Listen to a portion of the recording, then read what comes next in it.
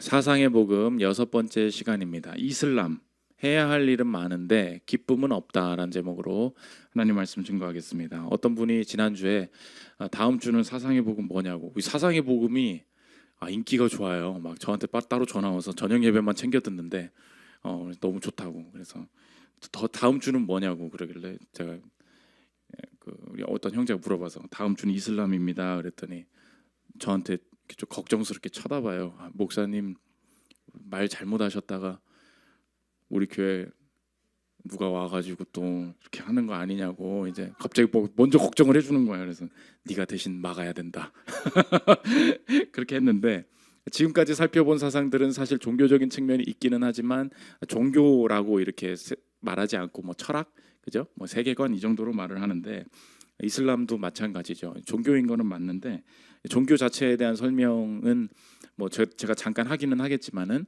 세상에서 이렇게 지식적으로 우리 알 수 있는 부분들이 굉장히 많이 있습니다. 근데 이슬람에는 어떤 생각이 있길래 우리 지금 사상의 복음 핵심이 그거잖아요. 내가 기독교인이지만 이 사상의 문화에 나도 물들어서 그것처럼 살아갈 수 있다. 이게 핵심이잖아요. 그래서 나는 기독교인이죠. 근데 내가 이슬람을 믿진 않아. 사실 실제로 행하고 있는 것은 이슬람적일 수 있어요. 그거를 보면 이게 이슬람의 핵심이구나. 이게 이렇게, 그러니까 그 종교를 가진 사람들이 어떻게 저래 이럴 수 있지만 내가 이렇게 행동한 걸 보니까 야, 사람이 이거에 정말 쉽게 넘어가는구나. 이게 참 약하구나. 이렇게 볼 수 있다는 것입니다. 그래서 내가 기독교인임에도 불구하고 이슬람적인 사고 방식, 또 그가 말하는 생각들이 뭔지 오늘 그것들을 살펴보는 시간 갖도록 하겠습니다. 여전히 세 가지인데, 첫째로 이슬람의 핵심입니다. 이 기독교의 핵심과 이슬람의 핵심을 이렇게 부딪혀보게 하면서 시작을 하면 좋은데, 성경은 늘 뭐라고 말하냐, 성경이 있잖아요. 성경이 텍스트인데 이 텍스트에 그분의 인격이 담겨 있다는 거예요. 텍스트를 읽으면 하나님 마음을 알 수 있다. 텍스트를 읽으면 그리스도께로 간다. 텍스트와 인격이 분리되어 있지 않습니다. 4절 한번 보십시오. 그리스도는 모든 믿는 자에게 의를 이루기 위하여 율법의 마침이 되시니라. 율법을 지키려고 열심히 읽고 열심히 행하면 쭉 따라가면 그 뒤에 그리스도께서 계신다. 그분이 완성자로서 존재하신다. 그래서 우리가 율법을 지키지 못할 때 이거 어떡하지? 계속 책을 들여다볼 때 그리스도를 만나게 된다는 거예요. 그분께서 내 인생을 건지셨구나. 그래서 텍스트가 곧 그분이다. 글과 마음, 글과 인격을 일치시킵니다. 이슬람의 가장 큰 차이점이 여기서 나오게 되는 거예요. 이슬람은 뜻 자체가 뭐냐? 이 뜻 자체가 복종입니다. 복종. 그러니까 알라가 우리한테 무언가를 이렇게 계시를 했다는 거예요. 근데 계시를 무함마드라는 사람에게 계시를 보여줬다. 근데 알라는 어떤 분이십니까? 몰라요. 몰라. 텍스트를 줬을 뿐이에요. 그래서 이슬람의 핵심은 알라는 어떤 분이냐? 이렇게 이슬람 그 학자가 이렇게 정리했어요. 들어보십시오. 알라께서 그분과 그 성품을 드러내지 않으셨으며 대신 그 법률을 드러내셨다. 이게 이슬람의 가장 큰 특징이에요. 알라는 어떤 마음을 가지고 계세요? 몰라요. 지 마음이지. 몰라요. 근데 알라가 인간에게 원하는 거는 뭐냐? 법률이에요. 이걸 꼭 지켜야 한다. 그래서 이거 지키지 않으면 지옥 간다. 그래서 이슬람의 세계관은 우리의 어깨의 양쪽에 두 천사가 있습니다. 한 천사는 선행을 계속해서 기록을 해요. 또 한 천사는 악행과 악한 마음을 계속해서 기록을 합니다. 그래서 이 저울이 이쪽으로 기울어 있으면 우린 다 지옥이에요. 어떻게든 이 저울을 이 선한 쪽으로 바꿔가야 한다는 것입니다. 그러다 보니까 이 이슬람적인 세계관이 어떤 나라나 어떤 사람 속에 들어오기 시작하면 어떤 일이 벌어지게 되느냐, 리스트가 있어요. 이 땅에서 이렇게 살아야 된다, 이거 해야 된다, 이거 하면 안 된다, 이 짓 하면은 큰일 난다, 이런 이야기들이 막 들어옵니다. 그래서 삶의 모든 기준이 이 기준을 지켜야만 한다. 그렇지 않으면 망하게 된다. 여기 없는 게 무엇입니까? 살아가는 보람, 그죠? 즐거운 기쁨, 이런 것들은 우리 인생의 사치가 될 수밖에 없다는 것입니다. 그래서 이슬람의 세계관을 한마디로 정리하면 오늘 제목과 같습니다. 해야 할 일은 많은데 기쁨은 없다. 이게 이슬람의 핵심이에요. 알라는 그분이 어떤 마음을 가지고 계시는지 드러내지 않으셨어요. 알라는 우리에게 해야 할 일들, 명령만을 주셨다. 이렇게 말하고 있다는 것입니다. 그러므로 저와 여러분도 내가 기독교인이 예수 믿어요? 예수 믿는데. 예수님 믿으면 천국 가는 거 믿어요? 믿는데. 내 죄인인 거 믿어요? 믿는데. 다 믿는데 이슬람적으로 살 수 있어요. 그래서 여러분이 제가 이슬람에서 말하는 텍스트를 하나 가져왔거든요. 쭉 읽어. 성경을 누가 해석했다고 생각하고 쭉 읽어봐요. 그리고 틀린 게 없는데 뭐가 틀렸는지 한번 찾아봐. 말은 하지 말고, 틀릴 수 있으니까. 이거 이슬람이 이 세계를 보는 방식인데 기독교랑 완전히 똑같잖아. 여러분, 여기서 내가 이슬람익일 수 있다고 들어보십시오. 이 세계는 언젠가 끝날 것이며 죽은 자가 부활하여 마지막이자 공정한 재판을 위해 설 것이다. 어디가 틀린 거야? 계속 봐요. 우리가 이 생에서 하는 모든 것, 모든 의도, 모든 움직임, 모든 생각, 모든 말, 모든 것은 헤아려지며 정확한 기록으로 남아있다. 심판의 날에 그것들은 언급될 것이다. 좋은 기록을 가진 자들은 후하게 보상받으며 알라의 천국으로 따뜻이 환영받을 것이며 나쁜 기록을 가진 자들은 벌을 받고 지옥으로 던져질 것이다. 모슬렘들은 선행에 관해 보상과 상급이 있을 것이고 악행에 관해서는 처벌이 있을 것을 분명히 믿는다. 그것이 모든 장부의 마지막 청산이며 정의의 날이다. 자, 찾아봐. 알라가 하나님으로 바뀌어야 이거 말고 틀린 게 어디 있어요? 이 세상은 언젠가 끝난다. 사람 부활한다. 그 사람이 행한 일에 대해서 낱낱이 심판받는다. 이게 이슬람의 세계관이다. 그걸 하나님이랑 바꾸면 틀린 게 뭐가 있어요? 아무것도 틀린 게 없어요. 그럼 어떻게 해야 돼요? 우리도 이슬람으로 다 같이 우린 다 하나입니다. 이렇게 하면 되는 겁니까? 그러니까 목사님이 기독교와의 차이점을 모르겠습니다. 그렇다면 저와 여러분은 아직 복음을 모르고 있을 수 있는 거죠. 뭐가 차이죠? 복음은 무엇입니까? 이게 적용이에요. 기독교는 해야 할 일이 아니라 하신 일에서부터 출발한다는 것입니다. 이게 복음의 핵심이에요. 여러분 명심하십시오. 오늘 복음을 내가 뭔 이슬람 소리를 하겠나, 나 이슬람 뛰어넘으려고 그랬어요. 근데 공부를 해보니까 이게 핵심이야. 여러분의 인생에 이거 완전 복음을 이해할 수 있는 기회예요. 이슬람이랑 기독교의 차이가 뭐예요? 이슬람은 해야 할 일로부터 출발해요. 알라가 계시를 하셨대. 그 일을 행해야 된대요. 근데 그 말까지도 다 맞아. 기독교도 그렇게 말하거든요. 복음은 아니에요. 복음은 뭐라 그래요? 해야 할 일이 아니라 그분이 하신 일에서부터 출발한다고. 이게 복음이 된다는 것입니다. 3절 4절 다시 보십시오. 하나님이 의를 모르고 자기 의를 세우려고 힘써 하나님의 의에 복종하지 아니하였느니라. 그러므로 그리스도는 모든 믿는 자에게 의를 이루기 위하여 율법의 마침이 되시니라. 그 현실을 고발하는 이슬람의 모든 세계관은 다 맞아요. 우리의 인생 어떤 초월적인 존재가 나의 모든 것을 알고 있고 그것에 관한 심판이 우리 앞에 놓여 있습니다. 그러므로 이것들을 피하기 위해서는 우리가 해야 할 일로부터 우리의 구원이 출발됩니다. 이게 이슬람이에요. 복음은 뭐예요? 우리는 그 모든 일들을 감당해낼 수 없습니다. 그래서 이 일을 대신 하신 분, 그분이 필요합니다. 그 예수 그리스도를 끄집어내오는 그것이 복음의 시작이 된다는 것입니다. 그래서 그때부터 실천적인 변화가 나타날 수 있는 거예요. 하나님은 어떤 분이시냐? 자신에게 우리에게 리스트만 주신 게 아니라 그 성품을 우리에게 보여주신 분이에요. 그분은 얼마나 거룩하신 분인지, 그래서 우리는 그 앞에 얼마나 설 수 없는 존재인지까지 보여주고 끝내지 않고 그분은 얼마나 큰 사랑이신지, 그래서 그 거룩을 침해받지 않으시면서 우리를 거룩해 하시고 동시에 우리에게 그의 사랑을 보여주시기 위해서 그분께서 하신 일이 무엇이냐? 자신의 아들 예수 그리스도를 이 땅에 보내서 우리 대신 십자가에 못 박혀 우리가 해야 될 일을 대신 하신 분이십니다.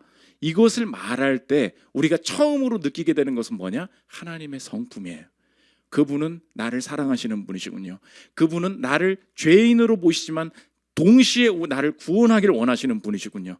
그분은 거룩하신 분이시기에 날 죄인에서 건지셨지만 그럼에도 불구하고 이 죄된 모습 그대로 두지 않으시고 나를 거룩함에 이르기까지 나를 끊임없이 이끌고 가시는 분이시군요. 그분의 안타까움과 그분의 사랑과 그분의 인내와 그분의 치열한 열심이 예수 그리스도의 그 행하신 일을 바라볼 때 그분이 인격적으로 성품으로 느껴지기 시작한다는 것입니다. 여기서부터 인생을 출발하는 모든 동기가 바뀌게 된다는 거예요. 그래서 우리가 그리스도 복음을 받아들이면 종교와 복음을 구분할 줄 알아야 돼요. 너 종교가 뭐야? 나 기독교야. 근데 아까 그 텍스트 딱 들이밀어봐. 하나님으로만 바꿔서. 맞아 틀려요? 맞죠? 네가 믿는 게 이거야? 이게 복음이 아니라는 거예요. 왜요? 내가 해야 될 일부터 출발하는 것은 다 종교가 된다는 것입니다. 복음은 뭐예요? 하신 일, 그분이 행하신 일로부터 출발하게 되는 것이 우리가 믿는 참된 복음이 된다. 그래서 우리가 순종하면 구원을 주실 것이다. 이걸 율법주의라고 해요. 반대로 우리가 순종 안 해도 하나님은 날 사랑하셔. 이걸 반율법주의라고 해요. 복음을 깨달으면 율법주의와 반율법주의를 다 배척하게 돼 있어요. 내가 왜 열심히 살아요? 이렇게 해야 지옥 안 간대. 왜 간음하지 않아요? 이렇게 하면 하나님께서 벌하신대. 내가 이걸 왜 안 하는 거예요? 내가 하긴 합니다. 순종을 하기는 해요. 동기가 뭐예요? 그렇게 하지 않으면 복을 안 주신대. 그렇게 하지 않으면 천국에 못 간대. 그 짓을 하면 지옥 간대. 내가 착하게는 산다니까요. 기쁨은 없어. 왜요? 이건 두려움이야. 이렇게 안 하면 복이 떠나니까. 이렇게 하면 지옥 가니까. 모든 종교의 동기는 무엇입니까? 두려움이죠. 반율법주의도 마찬가지예요. 여러분 한번 생각해 보십시오. 하나님은 나를 사랑하신대. 그래서 나는 순종을 안 해도 된대. 난 율법주의자가 아니래. 언제나 주님은 어떤 죄를 지어도 나를 사랑하신대. 하나님의 뜻을 안 따라도 된대. 이 사람 왜 순종 안 할까요? 내가 하나님을 사랑한다는 확신은 있어요. 근데 여전히 동기는 두려움이었어요. 내가 그 일을 안 한다고 해서 하나님께서 날 싫어하시는 게 아니야. 두려워할 필요가 없어. 두려움이 없어진 거예요. 그래서 하나님이 사랑하신다고 해서 아무 일도 안 해요. 그러면 이 사람을 움직이고 있었던 것도 뭐예요? 동기가 두려움이죠. 그래서 율법주의와 반율법주의는 쌍둥이야. 복음에 반하는 쌍둥이라 그랬어요, 신학자들이. 이걸 면밀하게 분석을 해야 된다고. 율법주의는 뭐예요? 이걸 순종하지 않으면 복을 얻지 못할 거야. 두려워서 일을 합니다. 반율법주의자들은 일을 안 해요. 왜 안 하죠? 두려움이 없어졌거든. 그럼 너는 왜 일을 하고 있었던 거야? 두려워서 일을 하고 있었던 거야. 일을 왜 안 해? 두렵지 않으니까. 그럼 여전히 이 행동의 근거는 뭐예요? 두려움이죠. 복음은 뭐예요? 내가 죄인이라는 거 알아요. 근데 죄 씻음 받았다는 것도 알아요. 근데 왜 순종하죠? 내 순종의 동기는 더 이상 두려움이 아니에요. 기쁨과 확신이에요. 그분이 내 인생을 건지셨어요. 그런데 명하신 바가 있어요. 이걸 왜 하고 싶어지죠? 왜 이걸 원하게 되죠? 그분이 나의 죄를 씻으셨을 뿐만이 아니라 그분이 얼마나 나를 사랑하시길래 내가 복 얻는 길, 내가 잘 되는 길로 그분이 제시하신 길이 있어요. 이걸 너무 하고 싶은 거예요. 율법은 하나님께서 주신 우리의 삶의 성공의 행복의 길이에요. 그 확신이 든 거예요. 그러니까 내 인생의 모든 동기가 종교와 율법의 차이가 뭐예요? 종교의 모든 동기는 두려움으로부터 출발해요. 복음의 동기는 뭐예요? 기쁨과 감사, 설렘과 기대가 된다는 것입니다. 그래서 내가 아무리 여러분이 지금 신앙생활을 열심히 하고 있어도 내가 복음을 아는 사람인가, 복음을 받아들인 사람인가, 동기가 다르다는 거예요. 팀 켈러 목사님 얘기입니다. 들어보십시오. 그들은 하나님 자체를 사랑하고 있는 것이 아니다. 그들이 순종하는 것은 하나님이 위대하기 때문도, 그리스도 안에서 그들을 위해 큰 일을 행하셨기 때문도 아니다. 오히려 하나님을 이용해 자신이 원하는 것을 얻으려고 하는 것이다. 그들은 기도 응답을 바란다. 건강과 번영도 원한다. 그리고 내세의 구원도 원한다. 그래서 선행을 한다. 하나님을 위해서가 아니라 자신을 위해서 하는 것이다. 그들의 행동은 자기 이익을 따라 달라진다. 여러분, 내가 왜 교회 나오는지 한번 생각해 봐요. 내가 원하는 게 있죠. 근데 그 원하는 것을 위해서 주님 앞에서 무언가를 해야 되죠. 기도를 하고 말씀을 보고 헌금을 하고 주일에 안 빠지고 나쁜 죄들을 좀 끊으면 하나님께서 내가 원하는 그것을 행해 주실 수 있을 것이다. 이걸 완전히 100% 율법주의라 그래요. 복음은 뭐예요?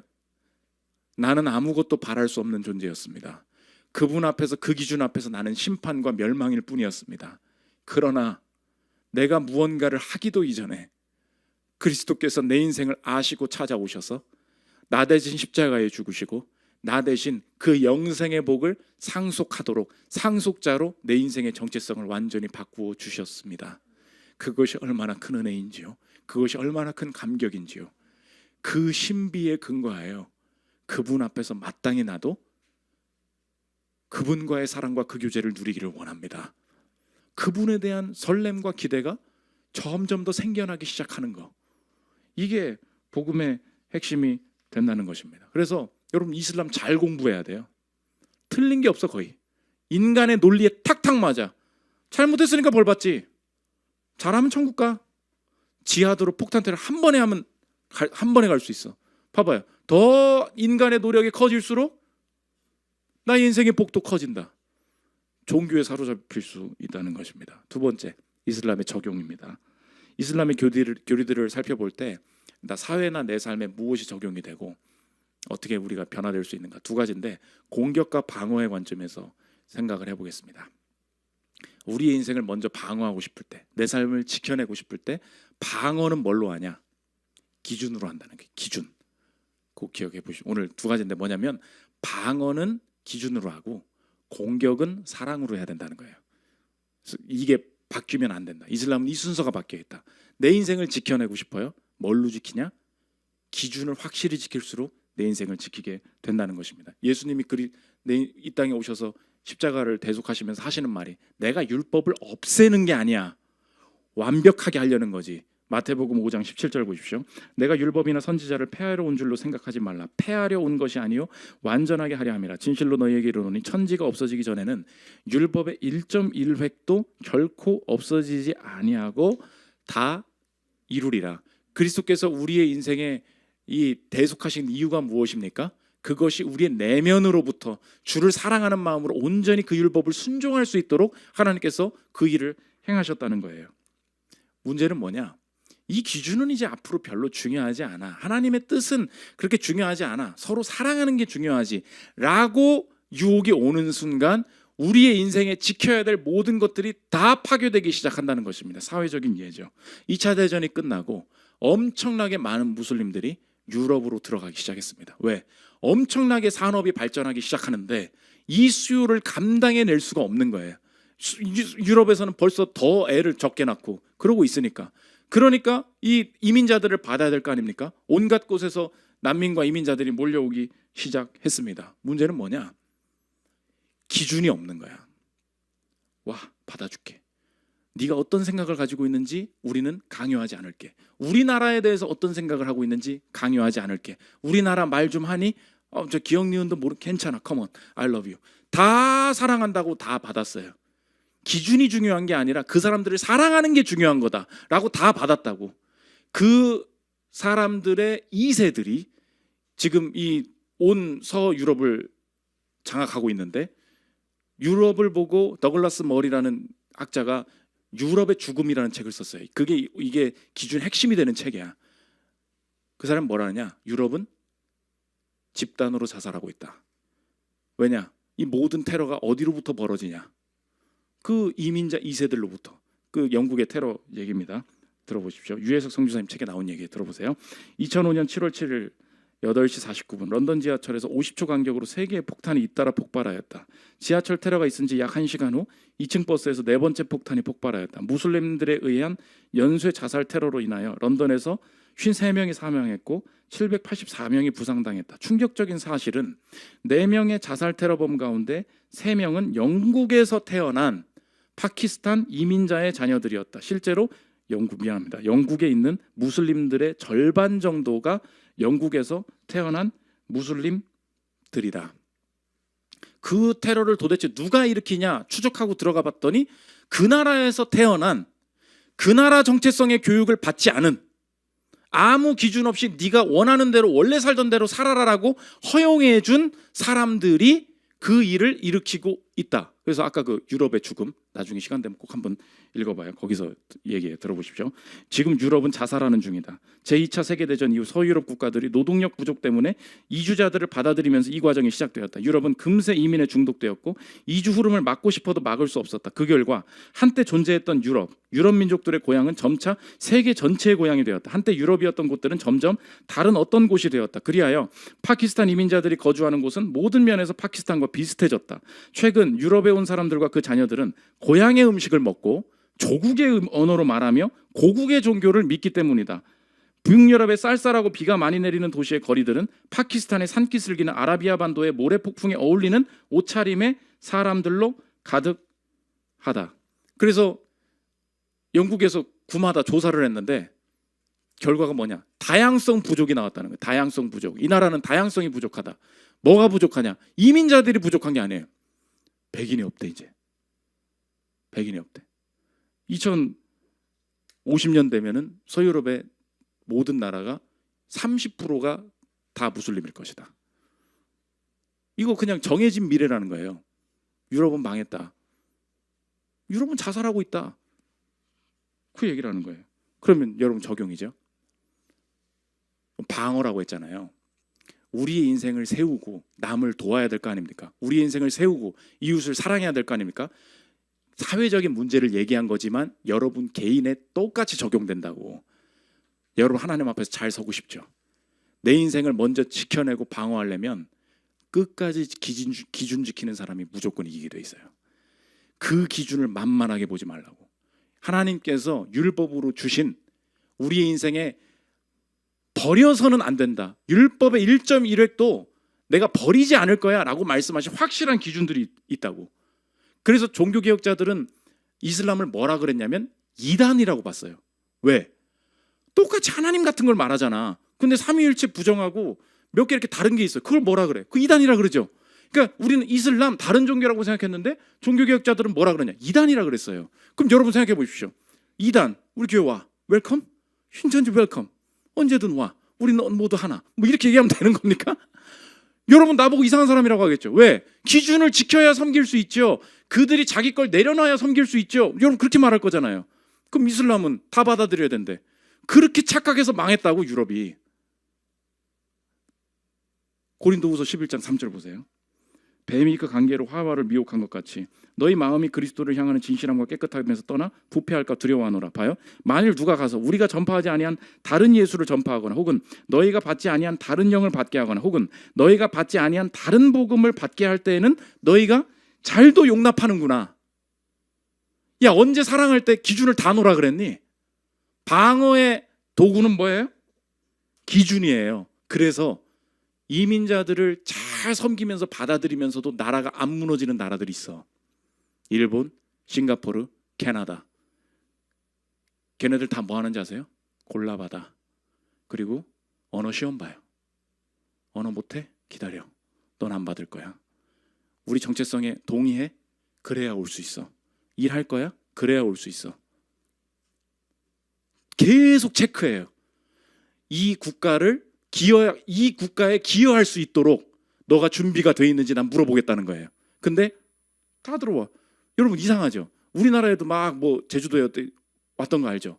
궁금하다는 생각 안 했어요? 걔네들이 올 때 주변에 무슬림 형제 나라가 되게 많았어. 왜 거기로 안 가고 저 먼 여기까지 왔어? 이상하지 않아요? 왜 그랬을까? 옆에 형제 무슬림 나라들은 걔네를 안 받아줬어. 이해가 돼요? 걔는 안 받았어요. 이어서 유해석 선교사님 얘기 들어보십시오. 왜 무슬림 난민들은 예멘에서 가까운 곳에 이슬람 형제들의 나라들이 즐비한데 제주도까지 왔을까? 쿠웨이트, 바레인, 카타르, 아랍에미리트, 사우디아라비아 그리고 오만 6개국으로 구성된 걸프 협의회는 2016년 이후 단 한 명의 난민도 받아들이지 않았기 때문이다. 쿠웨이트 고위 공직자인 파하드 알살라미는 걸프 국가들이 난민을 거절한 이유를 다음과 같이 설명했다. 난민들은 심리적인 문제를 겪었던 사람들이다. 트라우마와 외상으로 고통받는 사람들은 우리를 원하지 않는다. 즉 많은 난민들이 들여오면서 생기는 문제들로부터 자국의 안전을 지키고 싶어서 난민을 받지 않겠다는 것이다. 다 거절했어요. 여기까지 오는 거라고. 받지 말자는 얘기가 아니에요. 이 시대의 문제가 뭐예요? 지금 우리나라 인구가 없죠. 그러니까 인구 없으니까 다 어떻게 해야 돼요? 외국 사람 끌어들여야 되죠. 그래서 자살한 나라들이 한둘이 아니라고. 그러니까 우리가 착각하면 안 된다고요. 그게 개인의 신앙에도 적용이 돼야 된다고. 내가 남들을 섬길 때 뭐 아무거나 다 괜찮지. 여러분의 개인적인 것도 생각해 보십시오. 만남의 기준. 불신결혼 하지 말라고 했잖아요. 망하는 길이라고 했잖아. 그러면 끝까지 그 문제에 있어서 물고 늘어져야 된다고. 하나님, 끝까지 내가 한번 고민하기를 원합니다. 이 남자 만나고 있어도 이 남자 신앙 가질 때까지 내가 끝까지 여기서 승부 보기를 원합니다. 그러면 살아요. 다 살았어. 뭐 괜찮지 뭐. 그때부터 자살 시작이야.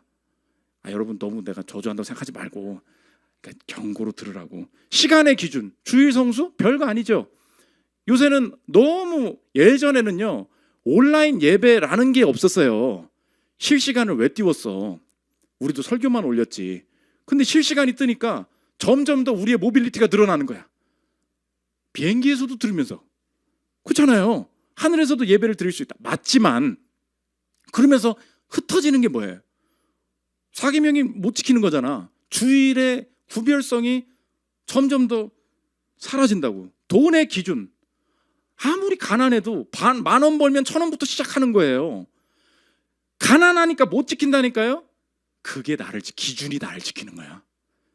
시간의 기준이 날 지키고, 돈의 기준이 날 지키고. 여러분 인생 새로 세우고 싶죠? 기준부터의 기준부터. 그러면 안 망해. 그래서 영국 카메론 총리가, 메르켈도 마찬가지였어. 여러분 이제 인터넷 찾아봐. 너무 쉽게 나와요 요새는. 뭐라냐?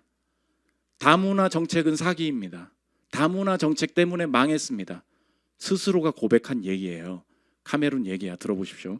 국가적 다문화주의 원칙하에 우리는 다른 문화들에게 다르게 살라고 장려하였다. 우리는 그들이 소속하고 싶어하는 사회적 비전을 제공하지 못했다. 우리는 심지어 다른 공동체들이 우리의 가치관과 반대되는 행동을 하도록 허용해왔다.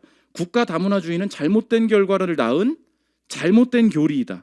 다문화주의는 지역사회의 차이를 키웠다.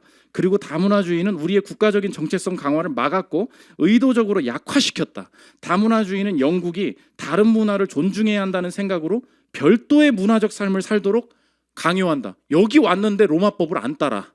마음대로 살아. 그러다 인구가 늘어나. 걔네가 먹는다는 거예요. 걔는 애들을 필수적으로 많이 낳아야 돼. 우리나라 지금 하고 있는 거 보이죠? 경계할 필요가 있다고. 맞지 말자는 게 아니에요. 기준 없이 받으면 나라 전체가 자살로 간다. 두 번째, 오늘 공격과 방어할 땐 기준이다. 그럼 공격할 때 뭐냐? 공격할 때 기준 가지고 공격하는 거 아니라는 거예요. 우리가 누군가한테 복음 전하고 누군가를 변화시킬 때 공격으로 그때 쓰여야 되는 게 뭐냐? 그게 바로 사랑이라는 것입니다. 우리가 목사님 그러면 목사님 말씀 잘하셨네. 그 무슬림들은 아주 그냥 받으면 안 된다고, 아주 그냥 아주 보면 꼴도 보기 싫다고. 이런 분들 되게 많이 계세요. 그럼 맞습니까? 틀립니까? 절대 그렇게 하면 안 돼요. 막 그것만 얘기하면은 그럼 여기 온 사람들 어떻게 해요? 여기 히잡 쓰고 지나가면 어떻게 할 거예요? 여러분 저리 가! 꼼! 뭘 할 거예요? 그럼 네가 먼저 죽을 거야. 어떻게 해야 됩니까? 성경에서 우리를 뭐라 그러냐? 이방인이 왔지. 네가 나그네였던 걸 기억해. 출애굽기 22장 21절 보십시오. 너는 이방 나그네를 압제하지 말며 그들을 학대하지 말라. 너희도 애굽 땅에서 나그네였음이라. 우리의 신분이 뭐예요? 이스라엘 백성들한테 너희들이 나그네였다고 말하는 거지만 하나님 나라의 관점에서 우린 뭐예요? 우린 유대인이 아니에요. 우린 이방인이었다고. 우리가 나그네였어요. 주님이 우리를 거두어 주셨다고. 그러니까 무슬림들을 사랑할 수 있는 근원의 힘도 그리스도인들밖에 없는 거예요. 우리가 나그네였다는 생각을 누가 해요? 이 국가의 기준이 필요합니다라는 것만 강조하잖아요. 그게 어떤 정치적인 한 입장으로 나오겠죠. 그리고 이들을 다 받아야 됩니다라는 게 한 정치적 입장으로 나오겠죠. 이 둘 다 답이 아니라고. 왜요? 이 우리나라를 지켜내야만 합니다. 시작이 두려움이잖아. 그러니까 우리를 지켜내야 됩니다라는 것만 강조돼봐. 그럼 그 사회에 없는 게 뭐예요? 사랑이 없어지지. 아무도 받지 마. 다 내보내. 이렇게 되는 거예요. 반대로 우린 서로 사랑해야 됩니다. 다 오세요. 그럼 무너진다는 거예요. 기준을 가지고 있어요. 그런데 그들을 그냥 내쫓으려는 게 아니에요. 사랑하려고. 우리가 나그네 있습니다. 그래서 품을 수 있는 것도 그리스도인들밖에 없다고. 요한복음 18장 11절 보십시오. 예수께서 베드로더러 이르시되 칼을 칼집에 꽂으라. 아버지께서 주신 잔을 내가 마시지 아니하겠느냐. 칼 써서 바꿀 수 없다는 것입니다. 그러므로 적용이 뭐냐? 여러분의 인생에 누군가를 사랑하는 사람을 변화시키고 변화되지 않는 사람들에게 영향을 미치려고 할 때 이슬람과 완전히 다른 거예요. 이슬람은 뭐라 그래? 이슬람은 모든 사람들을 잠재적 개종해야 될 사람들로 봐요. 싫어? 그럼 네가 죽어야지. 이렇게 단다고. 근데 우리는 뭐예요? 싫구나. 그럼 내가 죽어야지. 자기의생으로 간다고. 죽는 방식의 순종. 이게 이슬람과 100% 반대되는 그리스도인들의 순종이에요. 여러분들의 개인의 인생에 적용해 보십시오. 자꾸 뭐 무슬림 변화시키겠다. 낙성대 돌아다니지도 않아. 걱정하지 마. 서울대생 가끔 몇 명 와요. 내 인생 앞에서 생각해 보라고. 여러분의 인생에 기준 가지고 남에게 들이밀 때가 있어요. 안 변해요. 내가 죽는 방식이지. 그러므로 여러분의 인생이 기준을 지키면서도 사랑으로 그 사람들을 변화시키기를 원한다라는 것이 실천적으로 검증할 수 있는 방법이 있어. 여러분 한번 잘 생각해 봐요. 내가 신앙생활이 깊어지죠. 여러분이 친해질 수 있는 사람인가? 한번 물어보십시오. 이게 핵심이에요. 여러분 신앙생활을 오래 하죠. 그래서 직장에서 네가 교회 다니는 거 다 알죠? 다시 물어볼게. 그럴수록 뭔가는 다른데 여러분이 점점 친해질 수 있는 사람인가 한번 물어봐봐. 이게 핵심이에요. 여러분이 기준을 가지고 있는데 동시에 사랑을 놓고 있지 않다는 것을 알 수 있는 명확한 표징이 있어요. 여러분이 이 신앙에 대해서 고귀해지잖아요. 이게 이 깊이로 들어가잖아요. 다 잡것들로 보여. 그게 지옥이야. 여러분이 그 사랑 복음 안에 깊어질수록 나한테 누가 쉽게 말을 걸 수 있고 나랑 이렇게 친해지고 얘기하는 사람들이 늘어나고 있는가? 거기서부터 사랑의 시작이에요. 의견은 달라, 종교도 달라, 뭐가 달라. 기준을 포기하면서 만나는 거 아니에요. 그 기준을 지키고 있어요.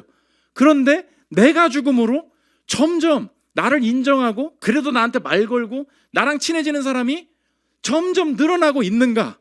이게 공격의 핵심이 된다는 것입니다. 그래서 나빌 쿠레시라고 알라를 찾다가 예수를 만나다 엄청난 무슬림 집안에 있었어.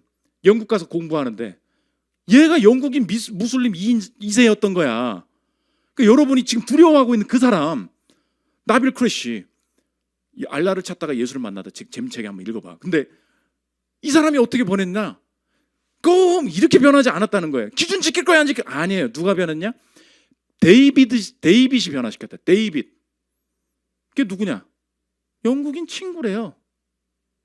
이 친구랑 맨날 노닥거리다가 니네 교리 공부나 해보자. 같이 막 하는데 끝까지 사랑하고 끝까지 다른 일들을 통해서 더 친해진 거야. 그러다 보니까 교리적으로는 일치되지 않는 부분이 팍 보여. 그럼에도 불구하고 서로가 너무 서로에 대해서 잘 되기를 원했다. 내가 그 사랑 때문에 회심했다는 거예요. 들어보십시오. 이래서 강한 우정이 필수적인 것이다. 깊지 않은 관계는 의견 불일치의 긴장이 찾아오면 부러지게 마련이지만 삶을 함께하는 관계라면 어쩔 수 없이 화해하게 된다. 우리는 가까운 정도가 아니라 서로를 아끼고 사랑했다. 친형제 같았다. 크게 다투고 긴 토론을 한 후에도 우리는 여전히 형제였다. 사랑은 허다한 죄를 덮는다. 더 깊이 물어볼게. 요새 엄마랑 친해지고 있어요? 너무 중요한 문제예요, 여러분. 자꾸 무슬림 헛소리 하지 말고 내가 어떻게든 아빠랑 말해보려고 하고 있습니까? 내가 어떻게든 이 자녀와 부딪히지 않고 조금 더 이 대화를 이어나가려고 발버둥 치고 계십니까? 어렵다는 거 알아요. 여러분, 그게 사랑입니다.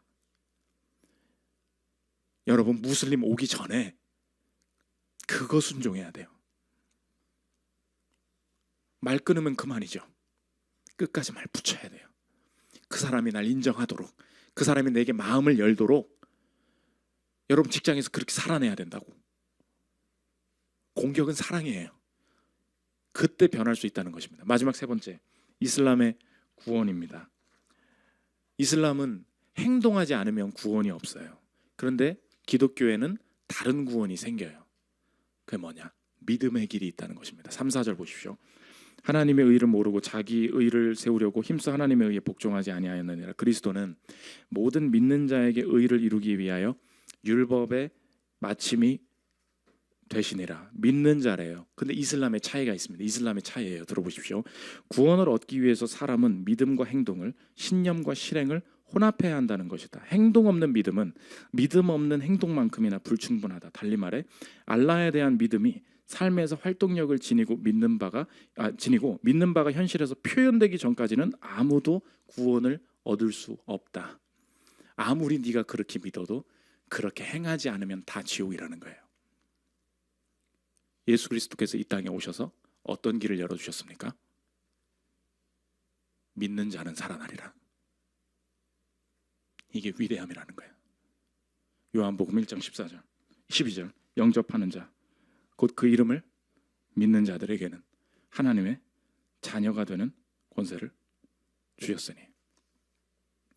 주님, 행하지도 않았는데 그분이 행하심을 믿는 것만으로도 구원을 얻는다는 것이 얼마나 우리 인생의 위대한 감격인지.